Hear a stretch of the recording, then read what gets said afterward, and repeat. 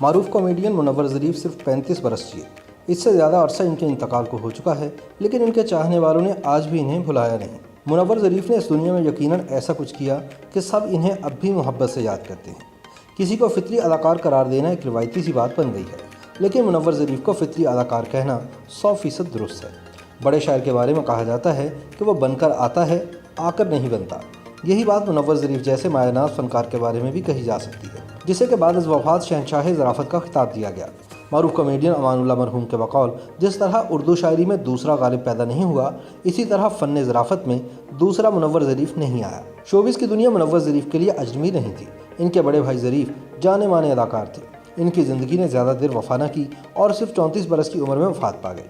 भाई के देखा देखी मुनव्वर ज़रीफ को अदाकारी का शौक़ हो गया, लेकिन बड़े भाई ज़रीफ इनकी हौसला शिकनी करते। अली एजाज और मुनव्वर ज़रीफ की बचपन से दोस्ती थी। दोनों के घर लाहौर के कदीमी इलाके किला गुजर सिंह में थे। ज़रीफ ने दोनों से कह रखा था कि अगर कभी वो स्टूडियो में नजर आए तो इनकी टांगें तोड़ देंगे। इस पर दोनों यार जलते भुनते मगर कर कुछ न सकते। सन 1960 में ज़रीफ जवां उम्री में चल बसे तो मुनव्वर ज़रीफ के दिल में अदाकारी के शौक़ ने फिर से अंगड़ाई ली और वो एक दिन अली एजाज के साथ स्टूडियो पहुँच गए और फिर इन्होंने पीछे मुड़कर नहीं देखा और हर आने वाले दिन शोहरत की नई मंजिलें अबूर करते चले गए।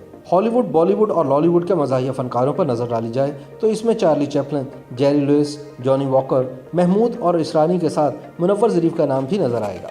अपने 10 बरस के मुख्तसर फ़नी करियर के दौरान इन्होंने 50 से ज़्यादा उर्दू और पंजाबी फिल्मों में अदाकारी के जौहर दिखाए। मुनव्वर ज़रीफ की पहली फिल्म डंडियाँ थी। मुनव्वर ज़रीफ की अदाकारी में बड़े भाई ज़रीफ जैसी खसूसियात तो थी ही, लेकिन मुकालमों की बरजस्ता अदायगी के साथ चेहरे के तासुरात पर भी इनको कमाल हासिल था। जब कामयाब पंजाबी फिल्मों के हिदायतकार असलम ईरानी ने फिल्म हथचूड़ी का आगाज़ किया तो अकमल, नगमा और मजहर शाह जैसे सुपरस्टार्स के साथ मज़ाहिया अदाकार के तौर पर मुनव्वर ज़रीफ का इंतखाब किया, जिसने अपने किरदार से भरपूर इंसाफ किया और इसको एक चैलेंज समझकर निभाया। ये फिल्म मुसन्निफ हसीन कादरी की बेहतरीन कहानी और गानों की बदौलत सुपरहिट गई। फिल्म हथजोड़ी में ज़बरदस्त परफॉर्मेंस ने साबित कर दिया कि मुनव्वर ज़रीफ में टैलेंट की कमी नहीं।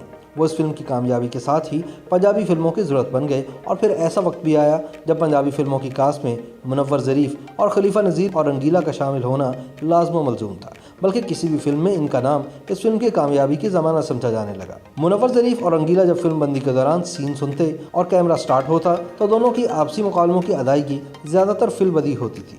मुनव्वर ज़रीफ ने कई उर्दू फिल्मों, खासतौर पर ताजमहल में भी अदाकारी के जौहर दिखाए। फिर एक वक्त आया कि कॉमेडियन का किरदार निभाने के साथ साथ इनको फिल्म के मर्ची किरदार भी मिलना शुरू हो गए। ये वो दौर था जब रंगीला और मुनव्वर ज़रीफ के नाम से फिल्में भी बनने लगी थी। ये 70 की दिहाई थी जब फिल्म साज हिदायतकार शबाब करानवी के इदारे की फिल्म पर्दे में रहने दो में रंगीला ने ज़बरदस्त परफॉर्मेंस दी और फिर फिल्म रंगीला और मुनव्वर ज़रीफ भी सुपरहिट रही।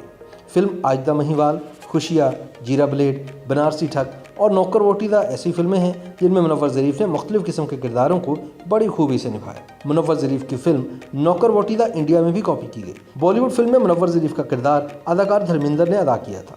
अपने बड़े भाई ज़रीफ की तरह मुनव्वर ज़रीफ भी अपने फिल्मी करियर के बामे अरूज पर थे कि 29 अप्रैल सन 1976 को इनके दिल की धड़कन बंद हो गई और ये खामोशी से इस दुनिया से रुखसत हो गए। इंतकाल के वक्त मुनव्वर ज़रीफ की उम्र सिर्फ 35 बरस थी।